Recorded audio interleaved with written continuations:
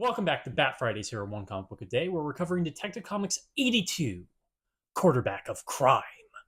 This could easily be a blasé, generic Batman story where he's fighting generic gangsters. We've seen him fight, probably over 100 times now if we're counting all four stories in each Batman comic we followed, because we've been doing this for nearly 50 issues and about 19 issues of Batman, so almost 20, and that's oh wow, that is around 80 there. So yeah, we've definitely done about 100 Golden Age Batman stories.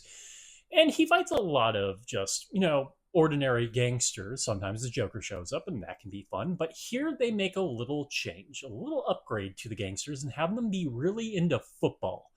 As in, they sort of take football as an inspiration, a team as an inspiration to commit their crimes. They're not dressing up like football players, or we're not doing like an actual like football team that is a football team of crime. Like they're all football players that are robbing stores, which is something that would definitely come on later. That's definitely like a Silver Age idea, to be honest. Maybe even Bronze. What they are do is calling plays. They're using a lot of football metaphors while committing crimes. Stuff like "Don't make me tackle you with lead," or a lead tackle or something like that, meaning to shoot someone, which I guess technically works. You would knock them to the ground with the bullet, unless they don't fall at all, which would be really impressive. And they practice a lot and sort of write down their plays like you would see in a playbook or in the locker room as the coach is talking to them.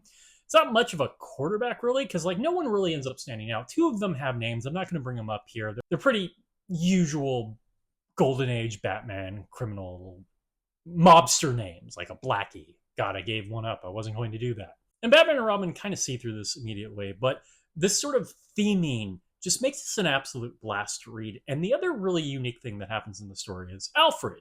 Alfred, who's still roughly new. He's been maybe around for 10 or so issues of Detective Comics, even more than that.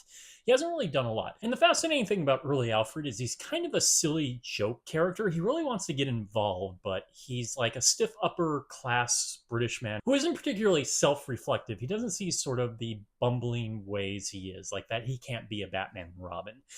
And it's not my favorite version of Alfred. Of course, Alfred is a funny character, less on the making fun of him side, though there is plenty of that over the course of Batman. But more of, or at least the version of Alfred I like, is the one who's constantly making like sarcastic cracks about how crazy Bruce is, legitimately pointing out that dressing up like a bat is, not the best thing.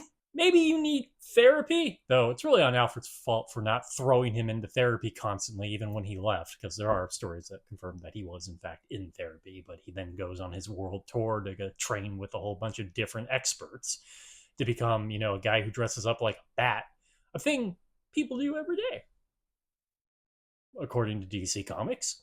But here we find out Alfred, who once again I will bring up, is this stiff upper lip British man. They constantly put like W's in his dialogue. So instead of saying like master, he says master. Used to play football, not soccer football, not original football, but American style football. Wild. He doesn't come off that way. And we get like a silly sort of climax or build up to the climax. He's not the one who's officially fighting them at the end. It's still Batman, so it's going to be Batman and Robin fighting them. But he does get involved with the whole football idea, getting a head injury and thinking he's playing football. So it's a very silly and very unique end to a Batman story where Alfred is literally punting a bomb which signals Batman. By the way, the bat signal exists in the story, except it's on a flashlight Alfred is supposed to be carrying. And there's some fun images like during Batman's fights. And remember, I always say the Batman fights are dynamic and sort of unique instead of like the Golden Age Superman stories where he's just flying in and throwing somebody around like that. Here we have Batman legitimately like punt somebody like he's kicking a field goal across a gym. So they really get to that theme, and there's sort of this childlike silliness to all of it that I love. It's not trying to be funny, it's just trying to be fun and silly. And I think Superman kind of needs to remember that sometimes. Batman just kind of is silly, and it succeeds because of it. Okay, that is it from Detective Comics 82, Quarterback of Crime. If you enjoyed this video, please like and subscribe. Hit the bell icon to get notifications when a new video goes up. And this Monday through Friday, but Mondays and Thursdays I cover a Superman or Superboy story in their comics. Please join us next time. Same Bat Day, same comic book channel. Have a great day.